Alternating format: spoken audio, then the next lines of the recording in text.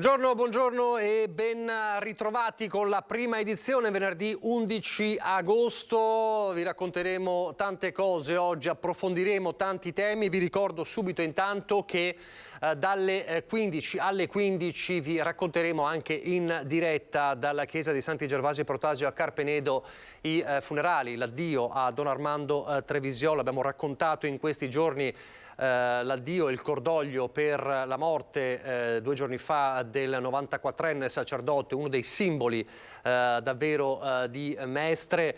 Spesso si abusa di termini come il sacerdote degli ultimi, delle persone che appunto stanno vicine ai bisognosi. Ebbene, era una definizione che calzava a pennello per Don Armando Trevisiol, davvero il prete degli ultimi, dei bisognosi, di chi aveva bisogno. E allora tanta partecipazione, tanta commozione in questi giorni, è anche davvero un simbolo di Mestre, di come è cambiata Mestre in questi anni. Allora dalle 15 vi racconteremo in diretta l'addio, una messa che si prevede molto partecipata, di tanta gente, anche la gente comune soprattutto, anche tante istituzioni, e sarà una celebrazione che appunto verrà guidata dal patriarca di Venezia, Monsignor Francesco Moraglia, appunto, che celebrerà i funerali. Tanti ricordi di Don Armando Trevisiol, ma ne parleremo allora più tardi nella seconda parte della prima edizione, quando ci avvicineremo all'evento, insomma, che vi mostreremo in diretta alle 15, ve lo ricordo. Tanti temi, la cronaca ovviamente, parleremo anche di ambiente. Oggi è venerdì, quindi alle 13 l'appuntamento con Andrea Ferrazzi per parlare ancora di cambiamenti climatici. È il tema davvero di questi mesi e davvero mai anche di questi anni e anche del futuro. La settimana scorsa abbiamo parlato delle cause dei cambiamenti climatici, oggi vedremo quali sono le soluzioni, partendo come sempre dai dati, avendo sotto mano i dati certi. E questo alle 13. Parleremo anche di cinema e parleremo di economia, parleremo di cronache. Allora la cronaca ci porta subito ad aggiornare quello che è il conteggio delle vittime della strada in Veneto e soprattutto nella Marca Trevigiana. La 38esima vittima della strada nella Marca Trevigiana è un 26enne di Bassano del Grappa che ha perso la vita in un terribile schianto ieri sera lungo l'A27 tra Villorba e Conegliano. Un impatto violentissimo contro il Garrai, forse a causa della velocità. È morto così Giampaolo Lunardon, 26 anni, viaggiava con un amico rimasto ferito in direzione Belluno ieri sera poco dopo le 21:30. La Renault Clio lungo la A27 aveva appena sorpassato il casello di Treviso Nord quando ad un tratto ha sbandato andando a schiantarsi per poi ribaltarsi. Una fuoriuscita autonoma sulla quale gli uomini della stradale stanno cercando di fare luce. L'amico è stato soccorso e portato in ospedale da un'ambulanza del 118. Per estrarre Giampaolo dalle lamiere è servito l'intervento dei vigili del fuoco. Per il giovane purtroppo non c'era già più nulla da fare. Ad allertare i soccorsi un automobilista che viaggiava dietro la Clio. Durante i soccorsi la carreggiata in direzione Belluno è rimasta chiusa, il traffico deviato all'uscita di Treviso Nord.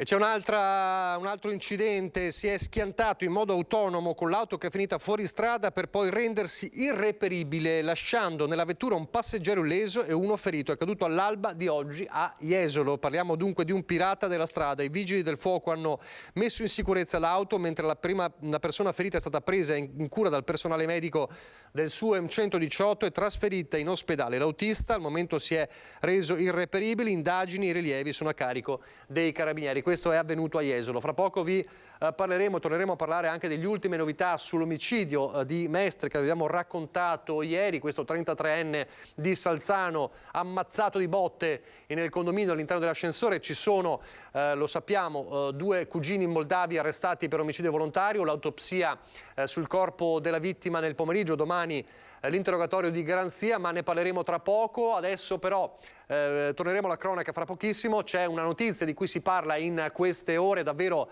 curiosa, particolare, che viene dalla Marca Trevigiana, da Conegliano, con un informatico, un esperto informatico che si è fatto impiantare ormai da diverso tempo, da anni, ma ce lo racconterà lui, 4 microchip, se non sbaglio, sotto pelle. E allora il nostro Christian Arboit è con lui in questo momento. Christian. Allora, Questo, Nicola, è il microchip che il signor Gianni Donadel si è fatto inserire, impiantare nella mano destra. Questa la radiografia fatta nella giornata di ieri. È una storia che sta facendo il giro d'Italia, quella del signor Gianni, che è qui con noi, consulente informatico, appassionato di tecnologie, di nuove tecnologie, che ha deciso in questi giorni di raccontare la sua storia. Perché la scorsa settimana si è tanto parlato di questo ragazzo bresciano che sarebbe il primo in Italia ad essersi fatto impiantare questo tipo di tecnologia sotto pelle, e invece non è così, perché il signor Donadel è dal 2016 che viaggia con dei microchip sotto pelle. Nel 2016 Enrico Pagliarini, nella trasmissione 2024, intervistava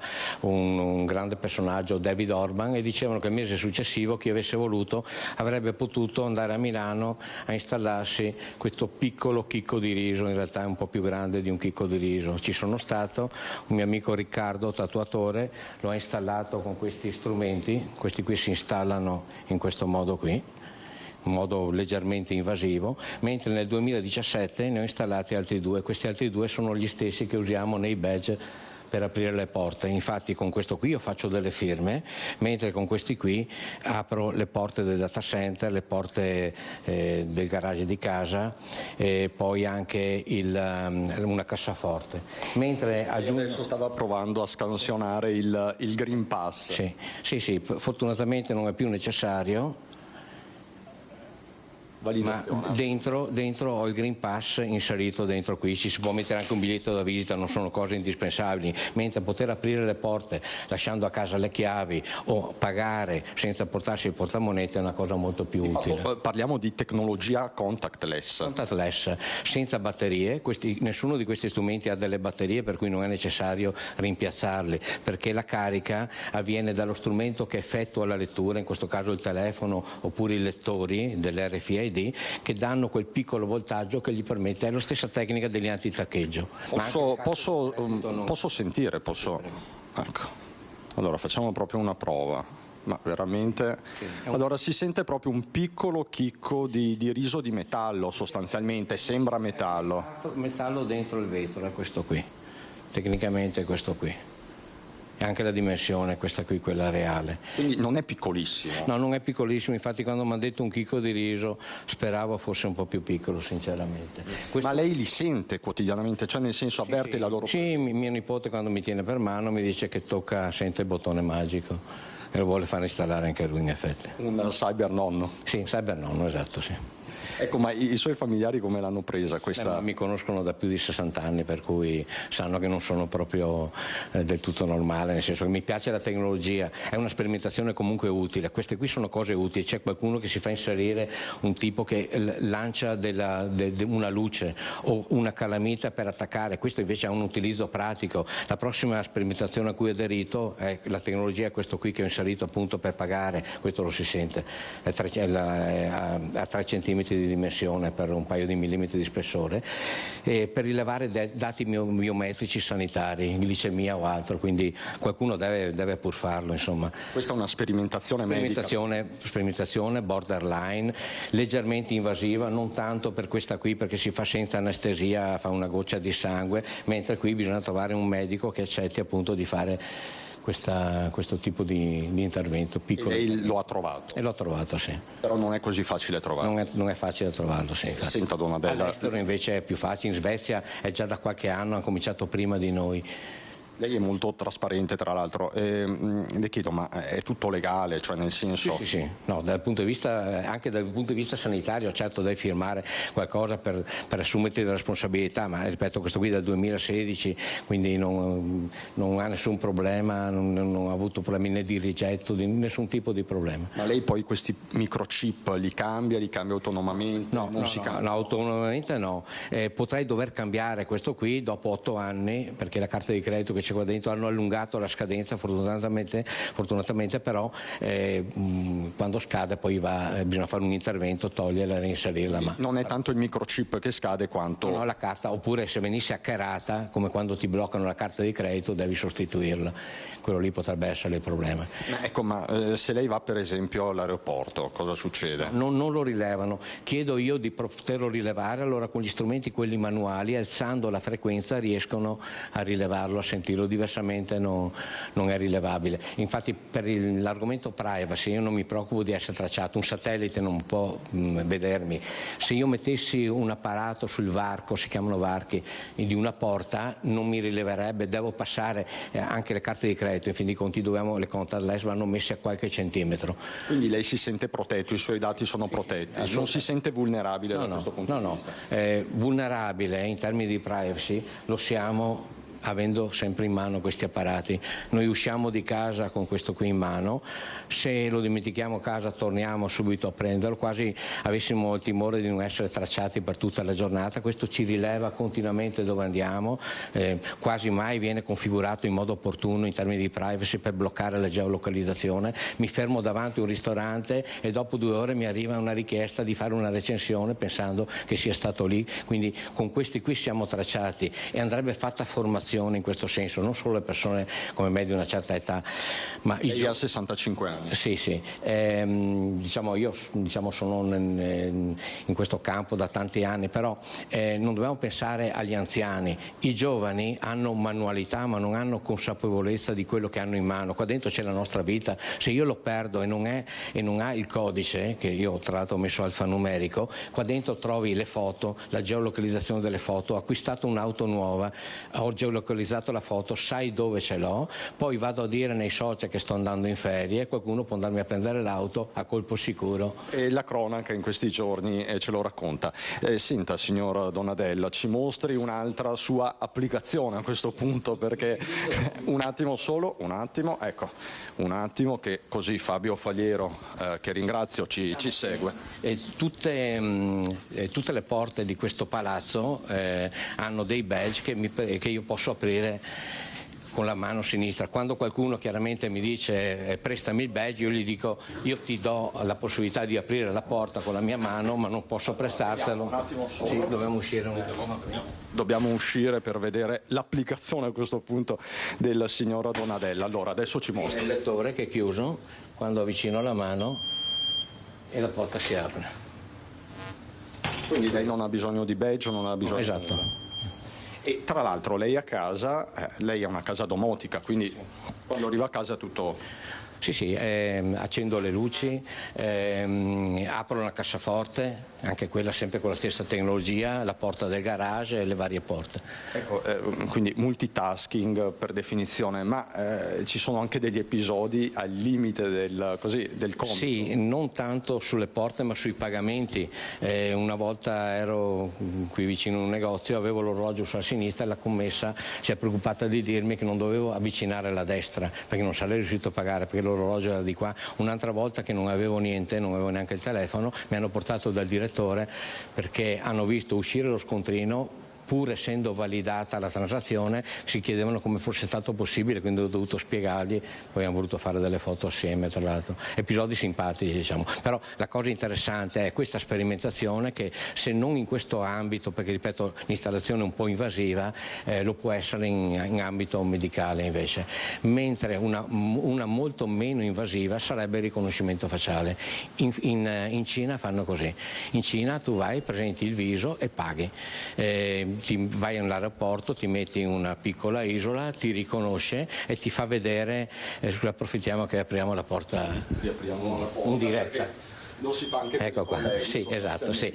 E quindi mi fanno apparire i dati della mia carta d'imbarco, il gate dove devo andare, però c'è un problema, vuol dire che lo Stato cinese ha tutti i dati biometrici di tutti i cittadini, quindi una webcam su un semaforo ti individua, ti traccia. Se venisse trovata una soluzione tecnicamente sicura in termini di privacy, quella sarebbe la soluzione, perché il nostro volto ce lo portiamo sempre appresso. Allora, signor Donadella, davvero interessante, appassionante anche la sua esposizione. Io la ringrazio Nicola, è davvero un racconto davvero per certi interessante, versi straordinario.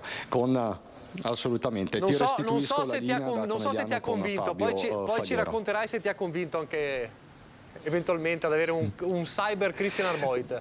Ma allora io lo vedo molto sereno il signor Donadella, anzi è molto soddisfatto. Anche di mente. Sì, perché qualcuno si preoccupa. Anche il medico ieri, perché quando ha fatto quella lastra lì per inserire il prossimo, mi ha chiesto se mi ero rotto la mano, gli ho detto di no, mi ha chiesto ma è da tanto che ha dolori. Non ho dolori, allora perché lo fai? E a questo punto penso stesse valutando se farmi anche una visita neurologica, come ci scherziamo. Va bene, Cristian, ti devo lasciare. Nicola, davvero ti restituisco la linea. Grazie Cristian Arboit, grazie anche a Gianni Donadella, davvero particolare questa vicenda, questa storia che viene dalla Marca trevigiana.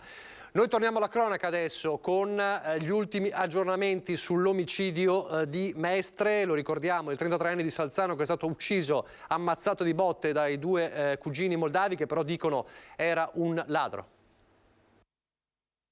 Un bravo ragazzo, viene descritto così da chi lo conosceva Lorenzo Nardelli, il 32enne del milanese assassinato a Mestre nel vano scale del condominio di via Rampa Cavalcavia 9 nella notte a cavallo tra mercoledì e giovedì scorso. Un passato certamente segnato dalla droga è difficile il suo, ma riscattato dalla voglia di riprendersi in mano la vita, come quando nel 2021 ne ha pure salvata una, quella di un bimbo che ha rischiato di annegare nella spiaggia di Jesolo.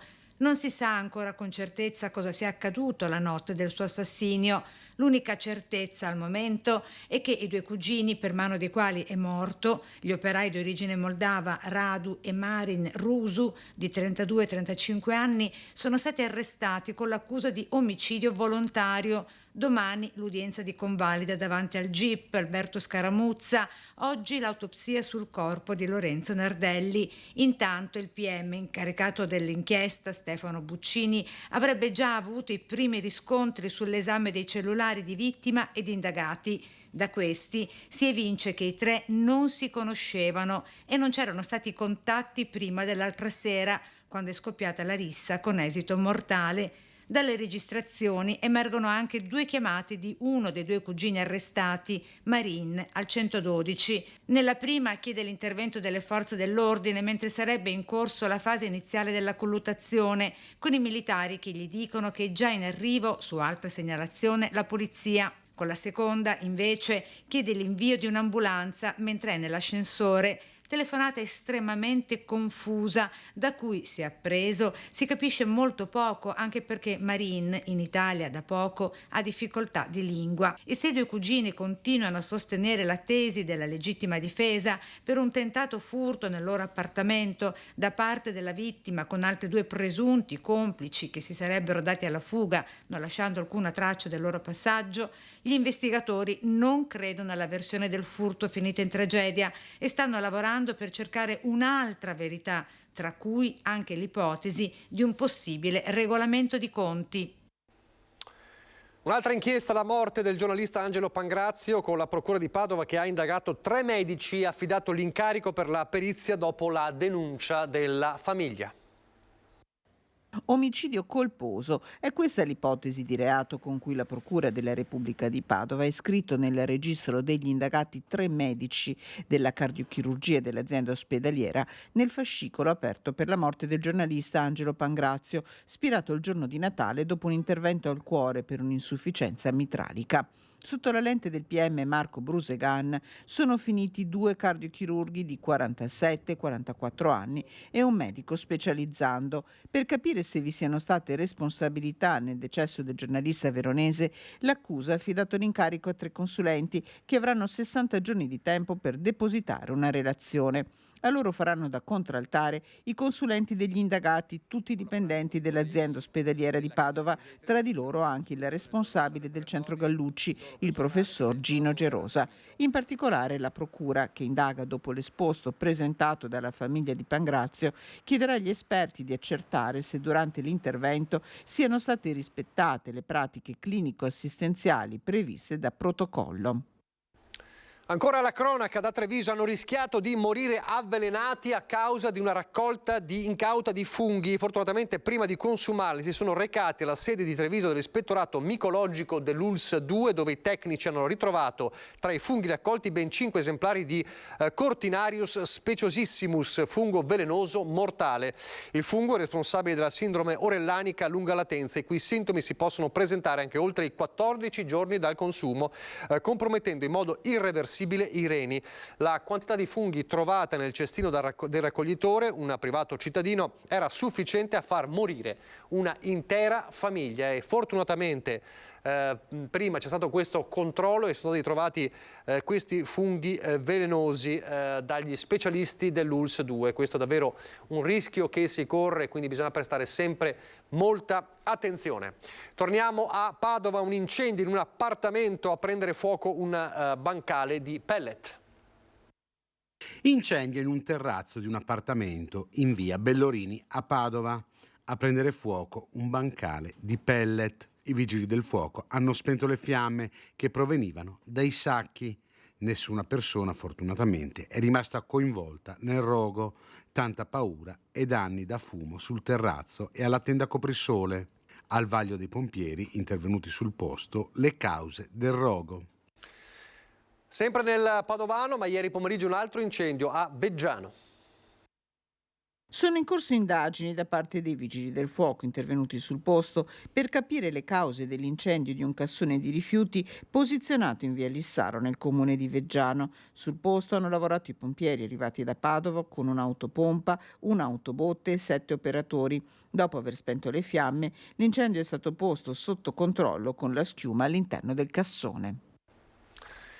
Nel periodo estivo, lo sappiamo, le truffe agli anziani si intensificano. A Schio quelle telefoniche si sono ripetute in pochi giorni. Schio, 3 tentativi di truffe telefoniche ai danni di residenti anziani sono andati a vuoto nei giorni scorsi. L'ultimo nel pomeriggio di ieri ha visto colpito una pensionata che ha ricevuto una chiamata da uno sconosciuto. L'uomo asseriva che un familiare della donna era coinvolto in un incidente stradale e si trovava in stato di fermo in un ufficio di polizia. Per poterlo rilasciare, alla donna era stato richiesto di mettere a disposizione denaro o alcuni oggetti di valore. La donna invece ha contattato un conoscente che ha immediatamente chiamato il numero di emergenza 112. Sempre i carabinieri della compagnia di Schio avevano già ricevuto nei giorni scorsi segnalazioni simili da altre 2 persone anziane che hanno descritto il tentativo di truffa avvenuto con le stesse modalità. Fortunatamente in tutti i casi le persone si sono difese da sole, avvalendosi dei consigli che l'Arma ha diffuso periodicamente nella campagna di prevenzione contro le truffe telefoniche, chiedendo infine aiuto al 112. E allora non sono solo le truffe, lo sappiamo, che si intensificano nel periodo estivo, ci sono anche i furti. È un periodo particolarmente critico in una parte del Veneto, la Marca trevigiana, addirittura la peggiore estate che ricorda il presidente dell'associazione Furti in Corso, Cristian Demma.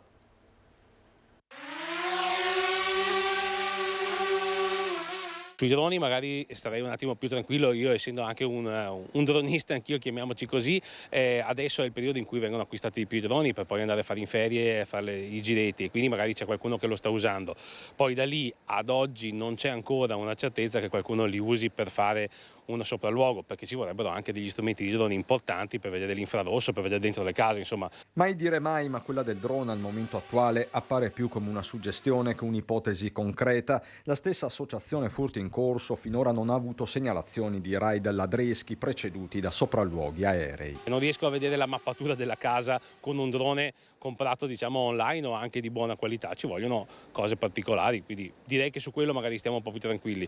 Che ci sia un'escalation di furti incredibile, lo stiamo dicendo veramente da tanto, è penso l'estate peggio che potesse essere in questi ultimi tempi, e quindi attenzione veramente a tutto. Demma, che torna anche sul cartello antiladri presentato per la prima volta alla nostra emittente, è diventato un caso a livello nazionale.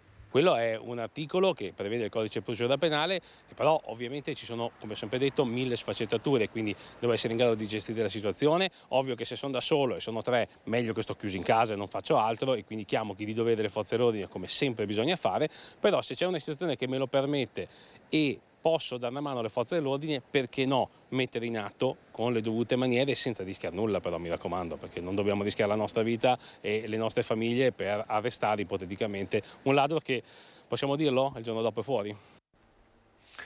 E allora, tanto più in questo ponte di Ferragosto, le forze dell'ordine saranno impegnati in controlli per la sicurezza non solo nelle case ma anche nelle strade. Purtroppo abbiamo aperto proprio la prima edizione parlando dell'ennesimo incidente mortale. Vediamo quale sarà il Ferragosto blindato nel Vicentino.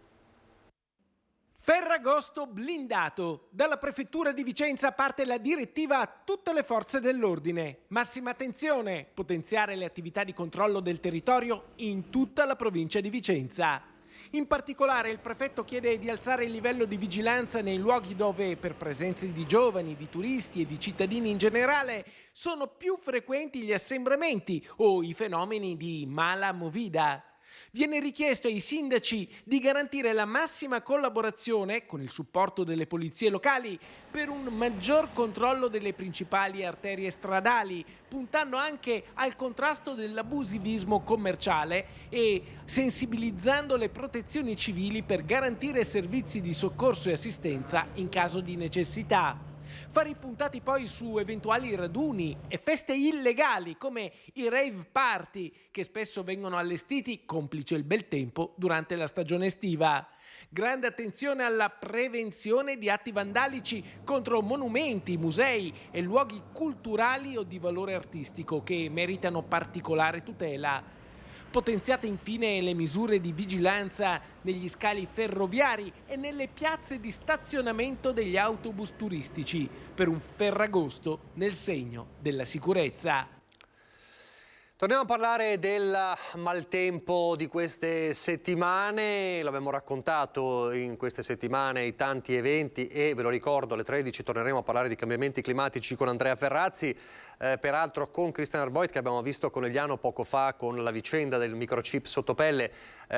Più tardi torneremo a parlare di maltempo per un'ultima conta dei danni soprattutto nella zona dell'Alta Marca. Oggi dal Palazzo Balbi, dal governatore Luca Zaia dovrebbero arrivare anche novità sui ristori per i danni del maltempo. Intanto i danni da grandine hanno provocato, come sappiamo, tantissime chiamate ai carrozzieri, tanto che molti carrozzieri non andranno in ferie in questo ponte di Ferragosto, ma saranno a lavorare per la lunghissima lista di richieste di riparazione dei danni. Allora andiamo nel Padovano dal nostro Francesco Ratai. Buongiorno Francesco.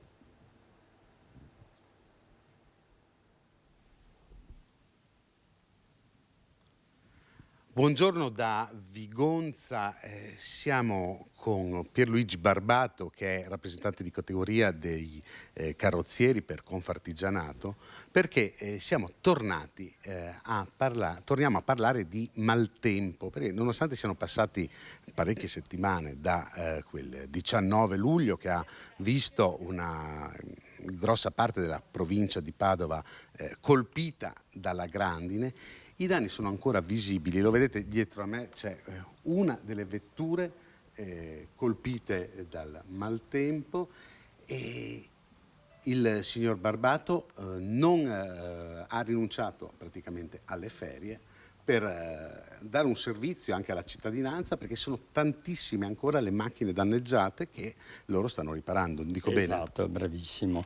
Sì, stiamo cercando di dare una risposta anche ai nostri clienti in maniera che abbiano la possibilità di muoversi con le macchine, perché con i cristalli rotti non si può circolare, perché diventa pericoloso, fa parte praticamente di quella che è la sicurezza delle auto e quindi è importantissimo prima mettere in sicurezza per poter far circolare le auto.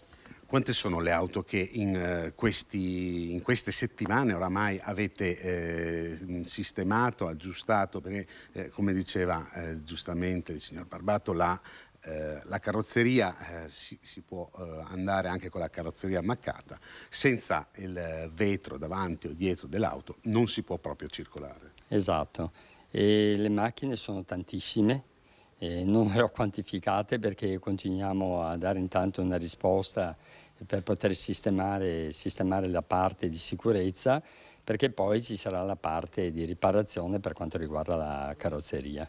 Ecco, quindi pensate a quanti danni sono stati fatti. Il signor Barbato ci raccontava che ogni macchina ha più o meno 2.000 euro, almeno 2.000 euro di danni, perché tra pezzi di ricambio e manodopera i costi sono molto alti. Voi avete anche rinunciato appunto alle ferie, i dipendenti sono in ferie perché erano già programmati? Avevano programmato le ferie, quindi giustamente sono in ferie, però rientreranno velocemente anche loro per darci un supporto anche subito dopo la settimana prossima, praticamente dopo Ferragosto.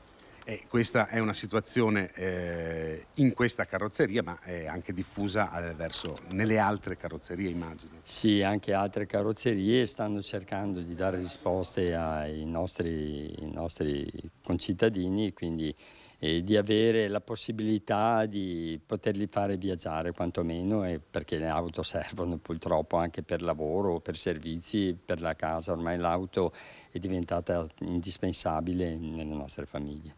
Ecco, questo è il punto da Vigonza su quelli che sono i danni del maltempo dopo ancora molte settimane che sono passate. Io restituisco la linea allo studio. E grazie a Francesco Ratai, grazie al tuo ospite. Come dicevamo, oggi dovrebbe esserci anche una dovrebbero esserci novità dalla Regione sui ristori per il maltempo, che sono davvero tanti in queste settimane. Allora, pochissimi istanti di pubblicità, poi al rientro parleremo di allarme sanità nell'ULSS 2.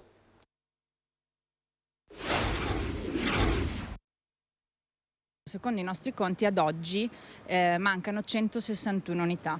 161 unità che gravano la situazione che è già difficile all'interno dell'ULSS. In tutto questo ci aggiungiamo che nel periodo gennaio-agosto abbiamo avuto 83 pensionamenti di personale e 154 dimissioni, e dentro queste 154 dimissioni vi do qualche numero.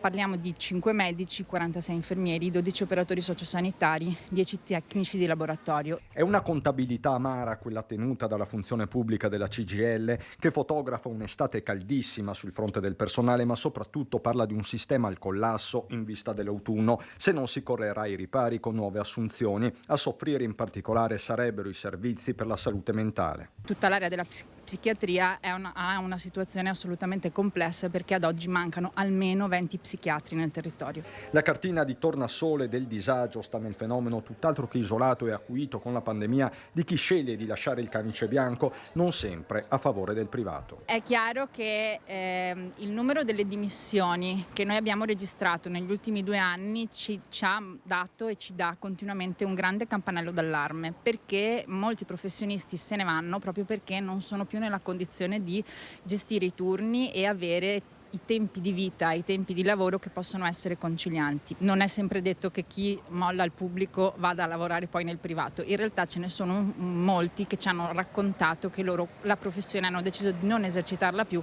perché sono arrivati all'esasperazione. Credo che anche dentro ad una dinamica strettamente organizzativa di che cosa succede all'interno della nostra ULSS sia opportuno fare una riflessione tutti insieme. Riflessione interna quindi, ma soprattutto nuove risorse per il Fondo Sanitario Nazionale e una nuova stagione di contrattazione collettiva nella pubblica amministrazione. Infine un messaggio a Venezia. Chiediamo alla Regione di sbloccare i tetti di spesa per poter assumere e dare in realtà linfa vitale alle ULSS, che sono un presidio costituzionale di salute per i cittadini trevigiani. Intanto dall'ULSS 2 arriva la replica del direttore generale Benazzi proprio sui dati del CGIL. Un ritorno da parte dei giovani verso la professione di infermieri c'è. Quindi io non vedrei una sanità al collasso, vedrei una sanità che si sta riprendendo e sta risalendo la china del dopo Covid. Guarda il bicchiere mezzo pieno il direttore generale dell'ULSS 2 Francesco Benazzi nel giorno in cui la CGIL traccia un quadro a tinte fosche per la sanità trevigiana. Certo, la carenza di personale è un dato di fatto su cui incidono diverse variabili. Noi abbiamo 71 infermieri assenti per maternità e 90 per turnover, cioè perché sono andati in pensione, hanno deciso di andare in altre ULSS oppure hanno fatto altre scelte. Ecco, quello che voglio dire è che noi stiamo comunque assumendo tutto quello che è possibile assumere. Noi abbiamo una graduatoria di 28 infermieri a tempo determinato che stiamo chiamando. Questo nell'immediato, dice Benazzi, che confida nella partenza del nuovo anno accademico della scuola infermieri, che di fatto raddoppia. Partirà quest'anno, cioè partiremo con 200 giovani infermieri, quindi un numero veramente grande, tenendo conto che ogni anno ne avevamo 100 per la Marca Trevigiana. E una nuova iniezione di personale, anche qui infermieri, dovrebbe arrivare a fine anno. Il concorso di Azienda Zero porterà sicuramente 3-4 mila infermieri e quindi dopo ovviamente ci saranno quelli che sceglieranno l'ULSS 2 e io mi auguro tantissimi. Quanto al fenomeno delle dimissioni volontarie segnalato dal sindacato, sarebbero per lo più spostamenti verso altre ULSS, dice sempre Benazzi. L'altro capitolo è quello dell'assenza cronica di psichiatri professionisti sempre più rari. Entro la fine dell'anno o con le nuove specializzazioni noi dovremmo recuperare per la nostra ULSS 5, 6, 7 specialisti, quindi in qualche modo andremo a ridurre questo gap. Il tema lavoro ci porta nel bellunese, segnali preoccupanti ancora una volta a pagare il prezzo più alto è il settore della metalmeccanica. La storica Forge Alluminio di Pedavena licenzia con un messaggino inviato dall'agenzia di somministrazione prima della pausa estiva per diversi lavoratori, tutti precari over 55, il futuro ovviamente si complica. Abbiamo delle lavoratrici che lavorano in quell'azienda da quasi 20 mesi e quindi attendevano il prossimo novembre per avere un contratto a tempo indeterminato, che si vedono invece recapitare il solito messaggino dall'agenzia di somministrazione in cui gli viene comunicato che purtroppo l'azienda non rinnoverà, non prorogherà il rapporto di lavoro. Ci risiamo come lo scorso anno alla Epta Costan e poi alla Videndum di Feltre, alla Idro e in tante altre ancora. Questa volta è la Forge Alluminio di Pedavena, 200 dipendenti circa, ad informare i precari prossimi al rinnovo del prossimo contratto finalmente a tempo indeterminato che per loro non c'è più spazio in azienda. La denuncia è della Fiomma CGL di Belluno con il suo segretario Stefano Bona. La causa è sempre la stessa, il presunto calo di volumi che rende incerta la ripresa dopo le ferie estive. Tocca alle agenzie di somministrazione comunicare la notizia con un freddo e impersonale messaggino che questa volta ha raggiunto per lo più donne over 55 che difficilmente potranno ricavarsi un altro spazio nuovo da qui alla pensione. Qui il tema è una lavoratrice che per 20 mesi è rimasta in forza in un'azienda che è sempre andata bene perché il Forge Alluminio non ha mai fatto la cassa integrazione. È stata per più volte prorogato il suo rapporto di lavoro a dimostrazione del fatto che aveva una professionalità, una competenza.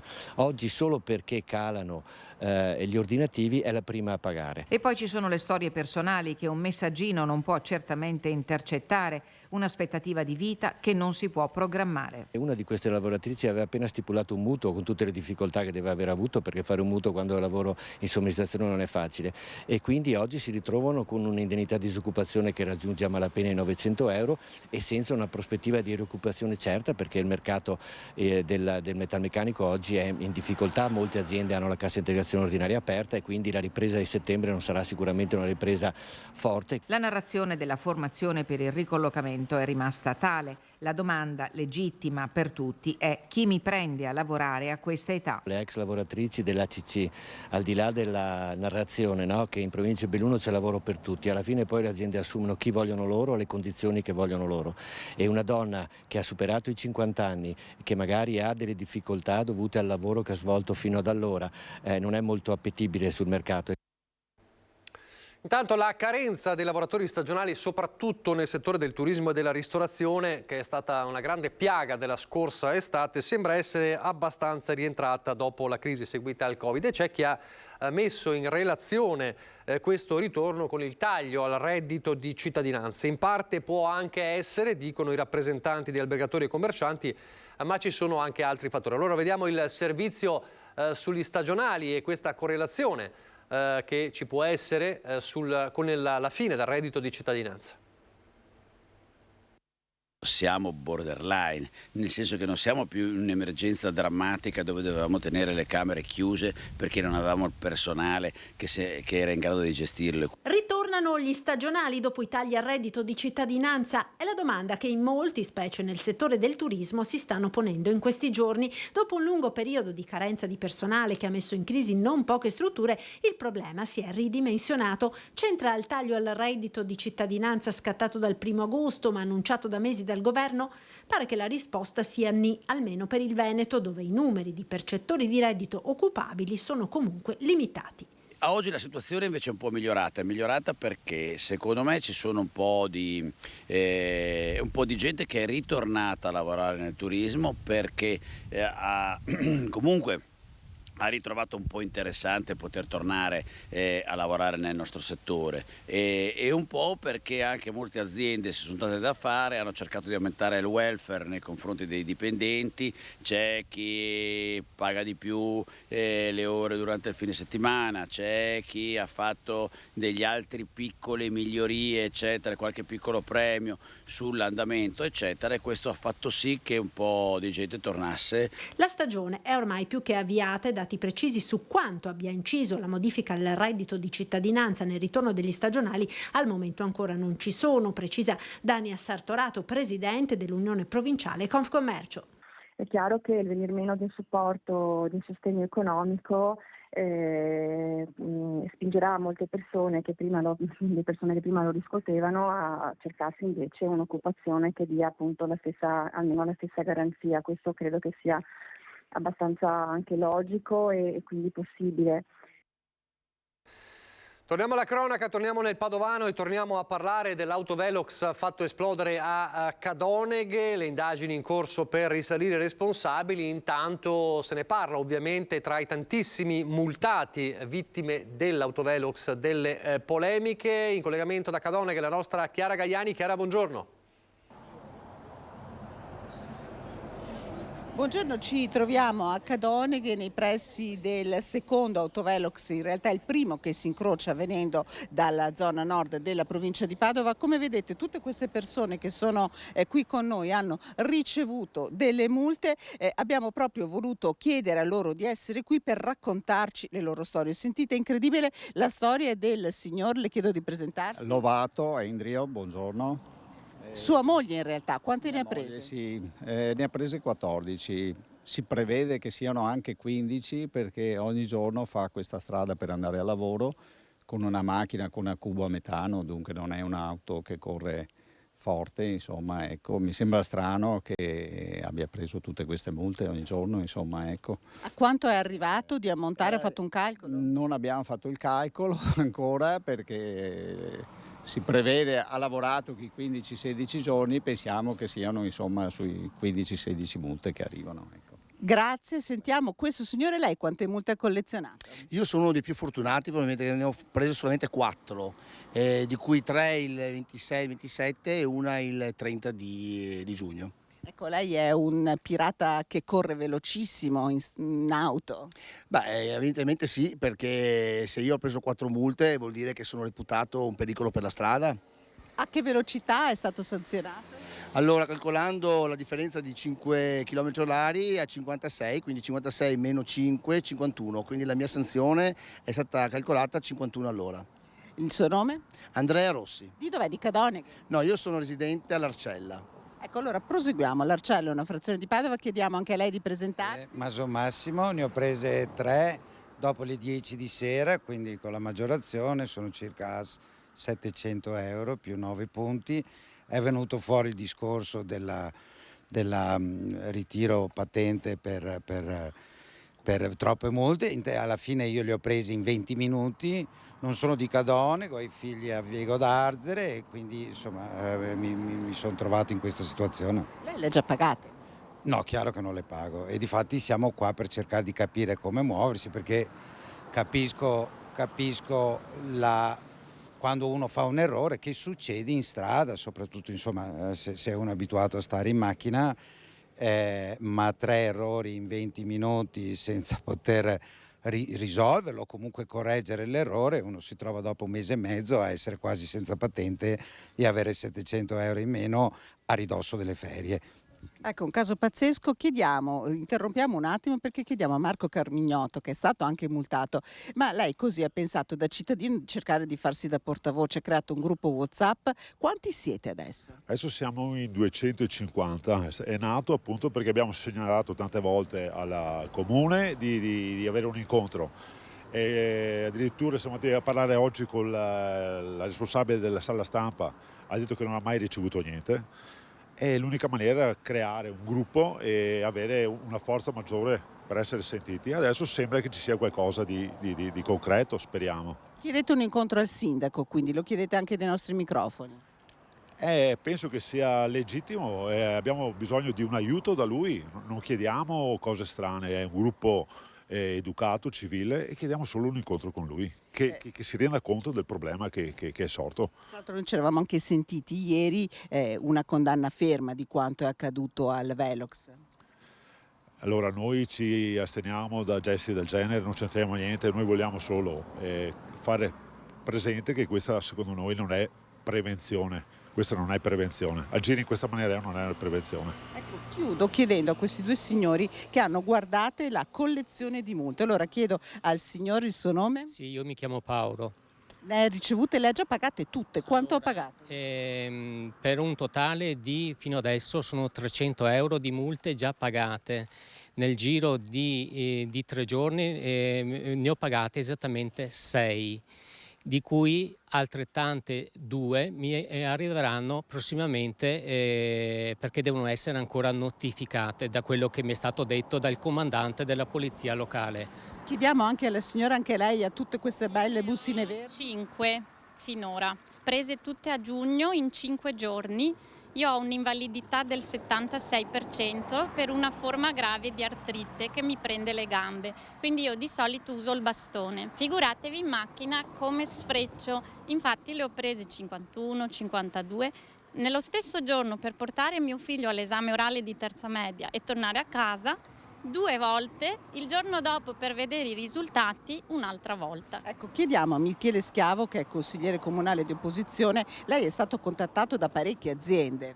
Purtroppo sì, ed è forse notizia di questo giorno che ci sono aziende, piccole aziende, non grandi aziende, ma hanno da pagare 12.000, 15.000 euro di multe, e che ci starebbe anche, ma è l'affidare i numeri, i punti, no, della patente che vengono tolti a degli autisti, quindi lui si trova con mancanza di personale di svolgere il servizio che svolgeva normalmente, insomma, quindi è assurda veramente questa scelta di porre l'autovelox. Lasciamo stare i limiti perché si scatenerebbe altre cose, ma proprio l'installazione dell'autovelox è sbagliata. Ecco, un'ultima domanda e poi chiudiamo. So che vi stiamo rubando parecchio tempo. Lei è un residente, Gianni. Sì, ha preso anche lei una multa? Sì, una multa 52 km all'ora. Ecco, sappiamo come il sindaco continua a dire che questa è una strada pericolosa, è necessario mettere il limite perché c'è questo eccesso di velocità. Cosa dice?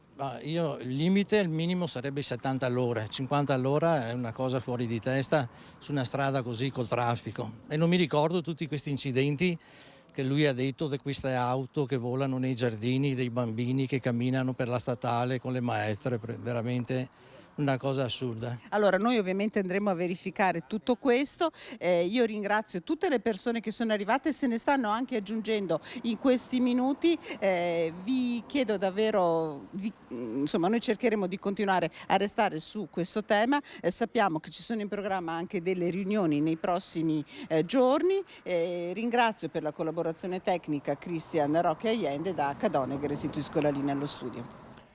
Grazie a Chiara Gaiani. Dunque un tema che resta caldo, come un tema che resta caldissimo ovviamente è quello dei migranti anche a livello nazionale, e allora continuano un po' le reazioni dopo il vertice regionale online che c'è stato 2 giorni fa tra il sindaco di Treviso e il presidente di Anciveneto, in qualità di presidente di Anciveneto, con i sindaci del Veneto, una parte dei sindaci del Veneto.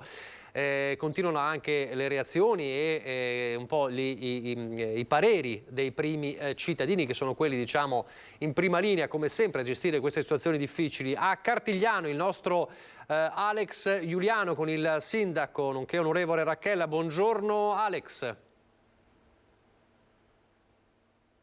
Un buongiorno allo studio, un buongiorno ai nostri telespettatori. Siamo in compagnia dell'onorevole Germano Racchella, sindaco di Cartigliano, per parlare di un tema di stretta attualità: accoglienza dei migranti.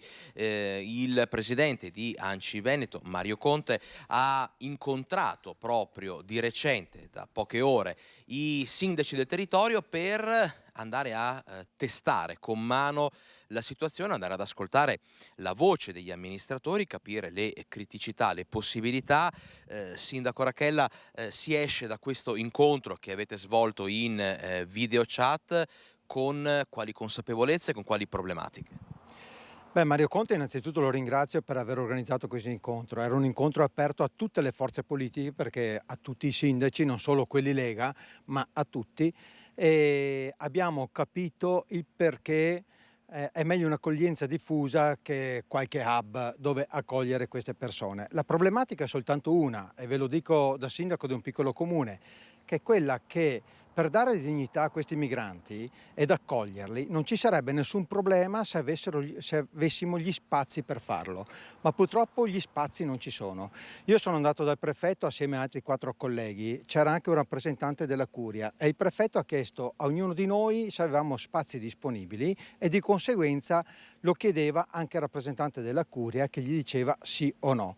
In 5 sindaci nessuno, sia da parte dei comuni che della Curia, aveva eventualmente locali dignitosi dove sistemare questi ragazzi.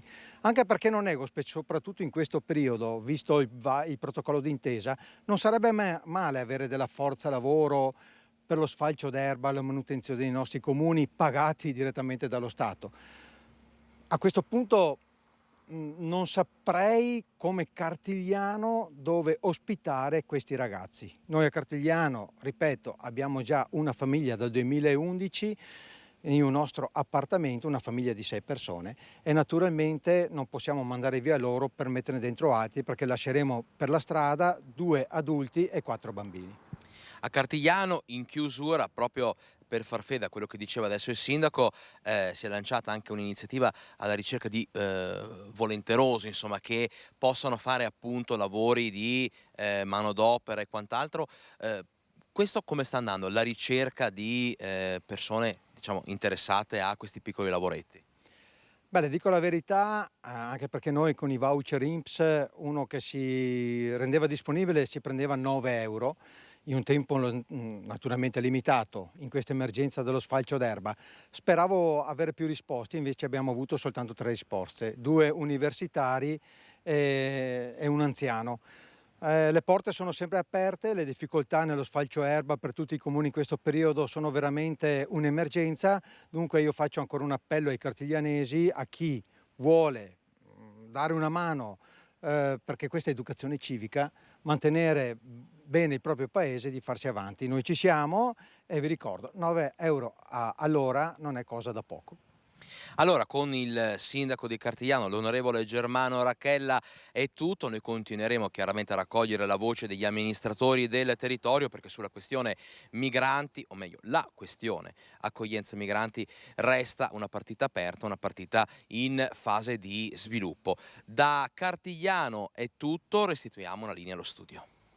Grazie anche ad Alex Giuliano. Restiamo nel Vicentino, un'altra polemica a Torri di Quartesolo, perché il comune ha deciso di effettuare degli investimenti per attrezzare una piazzola occupata da nomadi.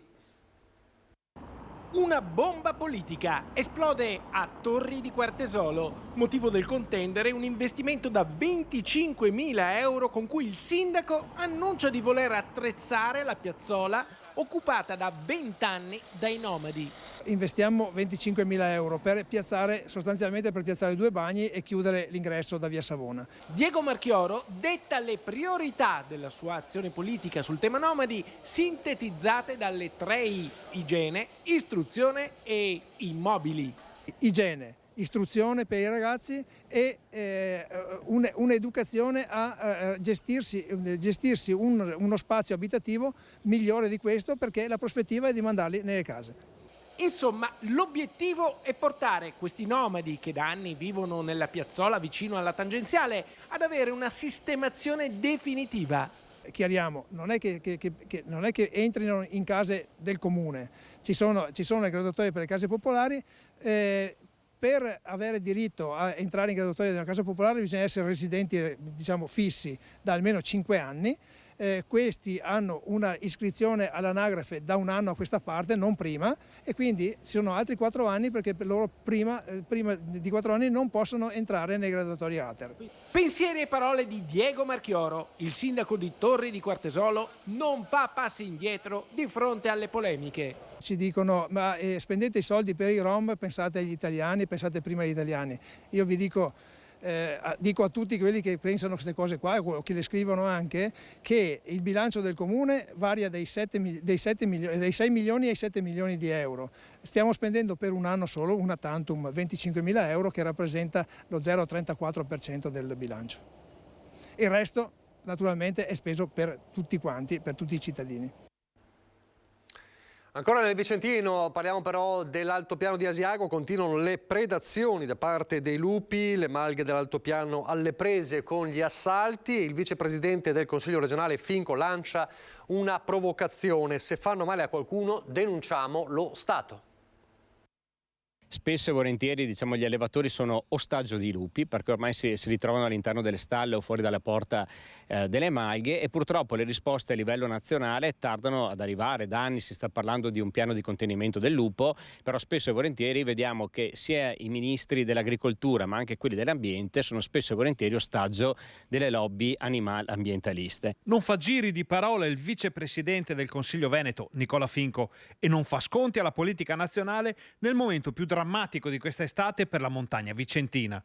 Gli assalti dei lupi proseguono senza sosta e sono molte le malghe, in particolar modo quelle dell'altopiano dei 7 comuni, che stanno facendo i conti con un numero altissimo di predazioni. Questo sta creando veramente un danno serio a tutto il comparto, in quanto in alcune malghe molti allevatori hanno già riconsegnato le chiavi ai comuni, in quanto sono stanchi di queste predazioni, e molti denunciano sempre meno questi attacchi predatori, perché poi la filiera burocratica è lunghissima per avere poi un risarcimento minimo. La politica deve fare la sua parte per dare risposte agli abitanti delle terre alte, agli allevatori, ai malgari, a chi vive in montagna e della montagna. Noi oggi a livello nazionale stiamo premendo perché venga adottato un piano, ma che sia però un piano serio e non un piano farlocco che poi alla fine porti a poco o nulla. In Trentino stanno partendo piani di abbattimento dei lupi, ma in Veneto cosa potrebbe succedere? Si sta parlando in queste ore di autorizzare il Trentino Alto Adige all'abbattimento dei lupi in nome dell'autonomia, mentre in Veneto o nelle altre regioni d'Italia questo non è ancora possibile. E già questo, insomma, è un qualcosa di scandaloso, perché se il lupo non è più in via di estinzione in Alto Adige, in Trentino, non lo è nemmeno in Veneto, visto le continue predazioni. Ma soprattutto il piano che è stato presentato a livello nazionale è un piano che prevede ovviamente l'esclusione degli abbattimenti nelle aree protette, e poi prevede delle misure di contenimento solo nei casi in cui il lupo cerchi di aggredire l'uomo. In attesa di novità dal governo centrale, Finco lancia una durissima provocazione. Di sicuro, se va avanti questa situazione, è un'idea, la butto là, però forse sarebbe il caso anche di iniziare a denunciare lo Stato, perché nel caso in cui si verificasse una situazione analoga a quella dell'orso in Trentino, nel caso in cui succedesse qualcosa a qualche allevatore o a qualche comune cittadino che si trova il lupo fuori dalla porta di casa, forse lo Stato dovrebbe iniziare a risponderne, e a rispondere anche seriamente.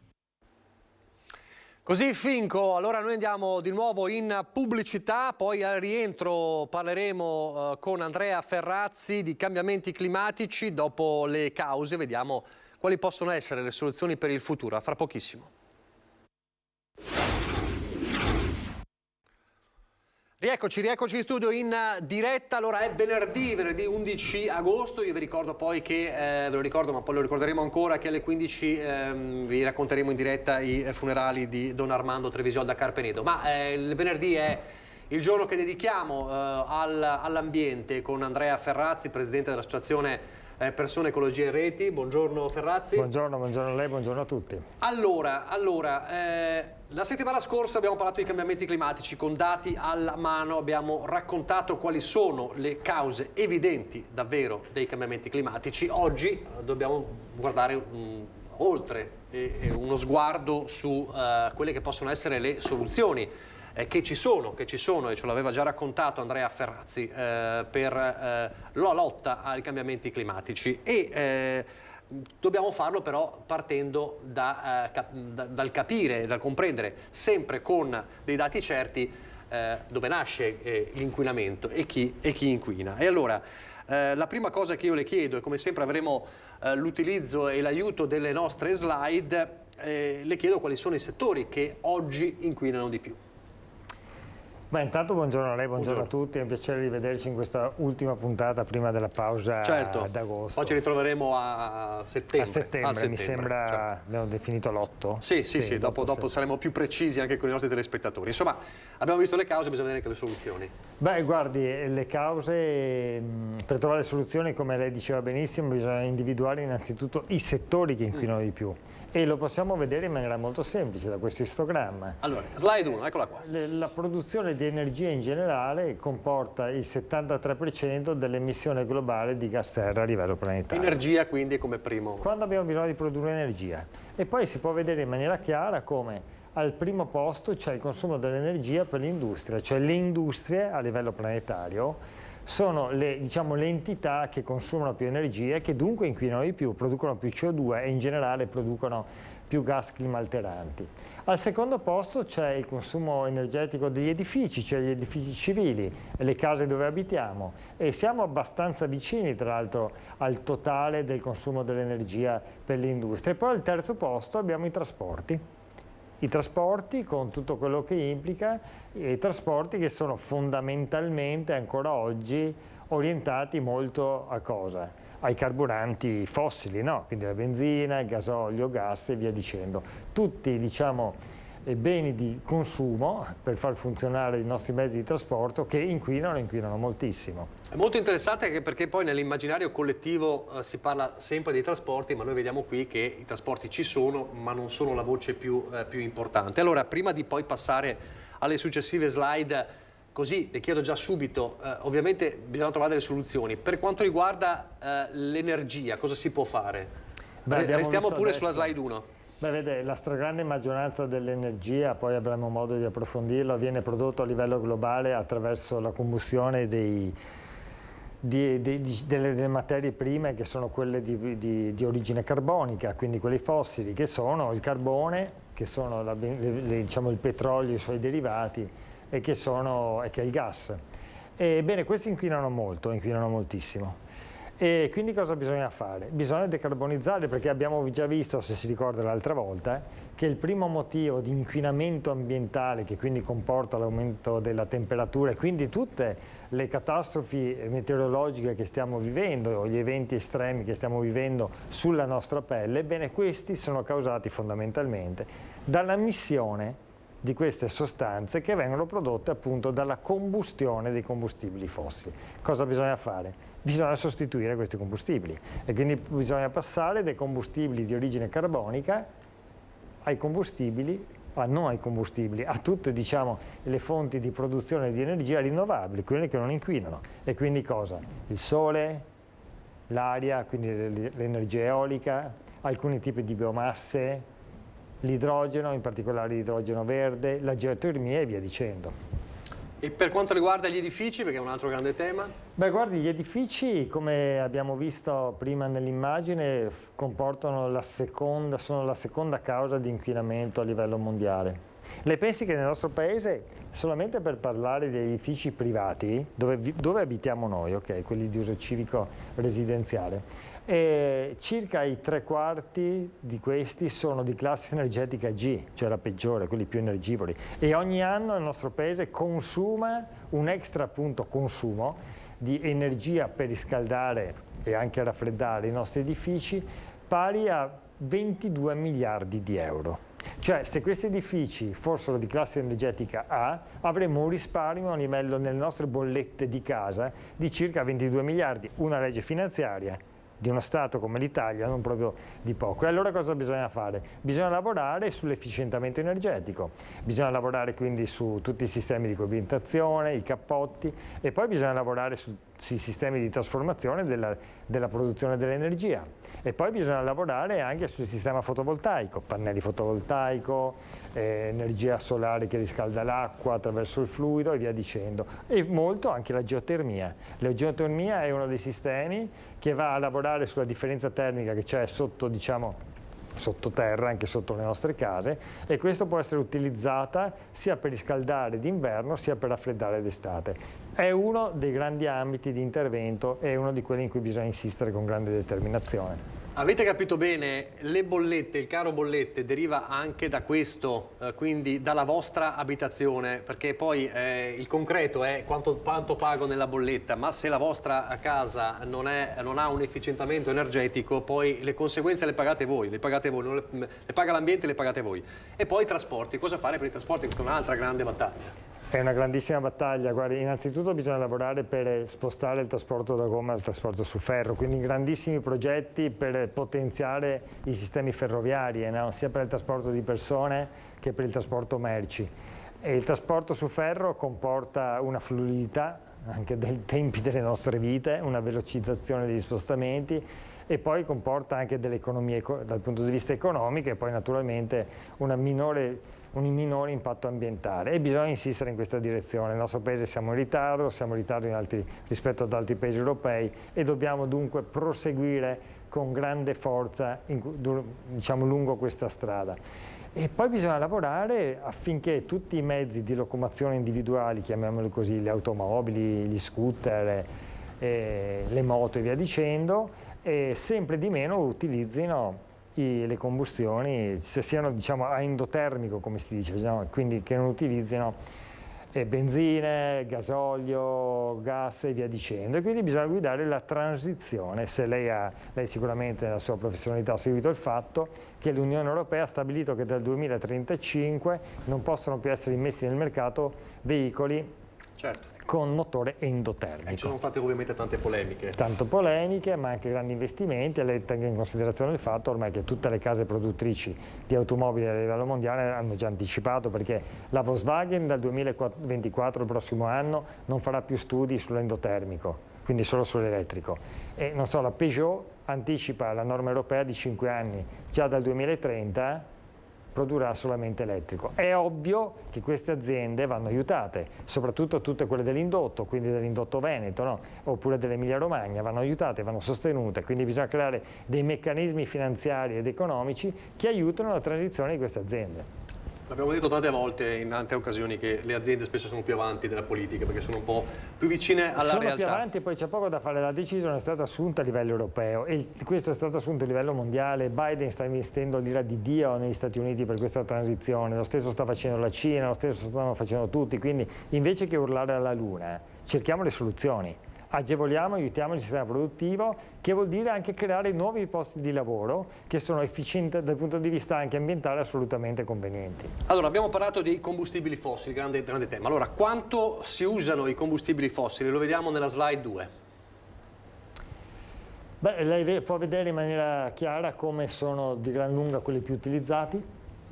Qui si parte dal 1900 e si arriva al 2020. Vede, il rosso è il carbone, all'inizio del Novecento si usava quasi solo il carbone. Ah beh, certo. Tenga conto che per esempio anche nella modernissima Polonia, che è un paese grande che fa parte dell'Unione Europea, oggi il 70% dell'energia elettrica di quel paese si produce ancora con il carbone. Quindi la fase cosiddetta del phase out tecnicamente, cioè uscire dal carbone, va guidata, va orientata con determinazione. Mi permette, io vedo una linea rossa che scende vistosamente, però poi si stabilizza e quasi si rialza del carbone. Sì, quasi si rialza, e qui non ci sono gli ultimi 2 anni della pandemia, si rialza ulteriormente, perché la crisi dell'importazione in Europa del gas russo ha comportato non l'apertura di nuove centrali, come è stato detto, ma il mantenimento di alcune per le quali era stata determinata la chiusura. E invece sia in Italia, sia in Germania, che in Polonia, che in altri paesi, si è deciso di aumentare il tempo di durata di queste centrali, quindi al 2024-2025, piuttosto che una chiusura anticipata, così come era stato detto. Ma qual è il problema? Il problema è che il carbone consuma tantissimo. Consuma tantissimo che cosa? L'ambiente, cioè inquina tantissimo l'ambiente, è la fonte fossile più inquinante in assoluto, non ce lo possiamo assolutamente permettere, quindi dobbiamo trasformarla. E poi vedete che c'è la linea nera, quella del petrolio. Del petrolio, che all'inizio del Novecento insomma è poco usato tra virgolette rispetto al carbone, poi ha un'impennata e una discesa, però poi insomma resta un po' stabile, no? Lei può vedere che circa a metà degli anni 60 supera l'utilizzo del carbone a livello globale. C'è il sorpasso. Poi sale fino agli anni 70 e lì inizia il calo, e si ricorda quelli erano gli anni dello shock petrolifero. L'austerity, politica dell'austerity, quando le nostre macchine non potevano circolare e via dicendo. E lì ci si pone per la prima volta il tema come poter trasformare il sistema di produzione e di mobilità delle auto e via dicendo. E quindi iniziano ad essere studiati altri meccanismi di produzione dell'energia, e quindi può vedere che per esempio il gas continua, che è la linea azzurra, a crescere nel tempo, con un indice di crescita costante, e questo sta continuando. E poi l'ultima verde, quella sotto, che era zero fino all'inizio del 2005, nel 2020 è ancora molto bassa, ma è la curva che si impenna di più. Quelle sono le energie di fonti rinnovabili. Quello è l'eolico, quello è il fotovoltaico, quello è il geotermico, quello è il nostro futuro. È quello nel quale stanno investendo tutti i paesi per essere competitivi a livello economico e non solo ambientale. Le tabelle ci fanno vedere anche proprio visivamente, no? È impressionante vedere lo zero fino ai nostri anni, insomma, sì. Perché c'era il carbone, c'era il petrolio, per cui però non ci si rendeva conto. Questa è l'energia totale, non solo l'energia per produrre energia elettrica, certo, ma è proprio il consumo energetico diciamo, complessivo a livello mondiale. Sì. Allora, è sempre brutto fare classifiche, ma le dobbiamo fare anche a livello mondiale. Allora, ci chiediamo, nella slide 3, e le chiedo, quali sono i paesi oggi che inquinano di più? Questa è una bella domanda, è anche fonte di polemica, come le sa benissimo, se ne parla molto spesso. E, guardi, si può vedere in maniera molto, molto chiara, molto semplice. Guardiamo per esempio in questo istogramma le colonnine più scure, no? Quelle arancioni. Al primo posto come diciamo, emissione di CO2 annua globale ad oggi, misurati in tonnellate, che cosa abbiamo? La Cina. Al secondo posto gli Stati Uniti, al terzo posto l'Europa, poi l'India e poi la Russia. Quindi oggi, se dovessimo fare una fotografia del flusso, come dicevamo nella scorsa puntata, ad oggi il primo consumatore, diciamo produttore mondiale di CO2 è la Cina, poi gli Stati Uniti, poi ci siamo noi. Invece, se dovessimo parametrare il consumo per abitante, la graduatoria, diciamo, dei cattivi, chiamiamolo così, cambia radicalmente. Perché al primo posto ci sono gli Stati Uniti, anche di gran lunga. E poi c'è l'Unione Europea. No, poi c'è la Russia. La Russia, ha ragione. Sì, ecco, e poi c'è l'Unione Europea. Cioè vuol dire che al quarto posto c'è poi la Cina. Cioè significa che pro capite, cioè il consumo complessivo di energia diviso il numero di abitanti, quello del pro capite, gli Stati Uniti sono i primi, secondi sono i russi e terzi siamo noi, quarti alla Cina. Questo è un altro dato interessante sul quale dobbiamo riflettere. Sì, perché se poi ci chiediamo allora quali sono che consumano di più, ci sono due risposte, dipende.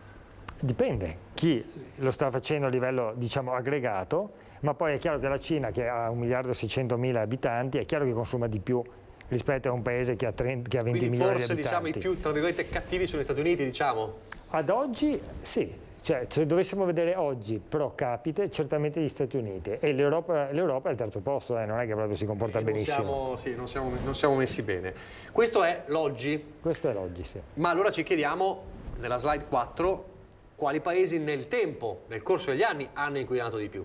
Perché questo è un altro elemento interessante. Vede, questa è una domanda interessante, perché la sospensione delle sostanze climalteranti in atmosfera non è che le produci oggi e se domani non le produci più spariscono, hanno una resistenza, una viscosità, rimangono nei decenni, nei secoli, nei millenni, e quindi la CO2 che c'è in atmosfera o il metano che c'è in atmosfera è quello che abbiamo creato negli ultimi 200 anni. Abbiamo visto l'altra volta come proprio da 200 anni ad oggi abbiamo immesso in atmosfera quasi il totale di quello che è stato immesso nella storia dell'umanità. E allora c'è il pregresso. E chi è che ha immesso di più? Cioè, chi è anche oggi la prima causa dei mutamenti climatici? Qua si può vedere in maniera chiara, purtroppo, gli Stati Uniti, ma seguiti in rotta dall'Unione Europea. E poi c'è la Cina, poi c'è la Russia, poi c'è UK che era una potenza mondiale, fino a un secolo fa era la potenza principale a livello intercontinentale, ha consumato anch'essa moltissimo. E poi ci sono altri paesi come l'India, l'Africa e via dicendo. Cioè, questa racconta la responsabilità nel tempo del cambiamento climatico. Questi sono i paesi, i continenti che più hanno inquinato nel corso della storia e che hanno determinato ciò che è ancora sospeso nella nostra atmosfera oggi. Allora, questo è lo stato dell'arte, queste sono le cause. Abbiamo detto, per capire le soluzioni le abbiamo già un po' anticipate prima, dobbiamo capire da cosa partiamo. E allora ci chiediamo adesso, e le chiedo, cosa si può fare adesso, da adesso in poi, per il cambiamento climatico? Questa è un'altra buona domanda, perché qui entriamo proprio nelle soluzioni. No, noi viviamo all'interno di un grande paradosso. Il cambiamento, dicevamo già, non ha confini, non è che si fermano nei confini nazionali. Se tu inquini qui, poi la ripercussione è negativa in tutti i paesi del mondo. E però cosa che manca? Manca una guida mondiale, manca il luogo del governo mondiale. Gli Stati Uniti, le Nazioni Unite lo stanno cercando di fare, ma con grandi difficoltà. Io ho rappresentato il nostro paese alla COP26, quindi alla conferenza per le parti, si chiama, quello proprio che va a studiare le politiche intercontinentali sui cambiamenti climatici.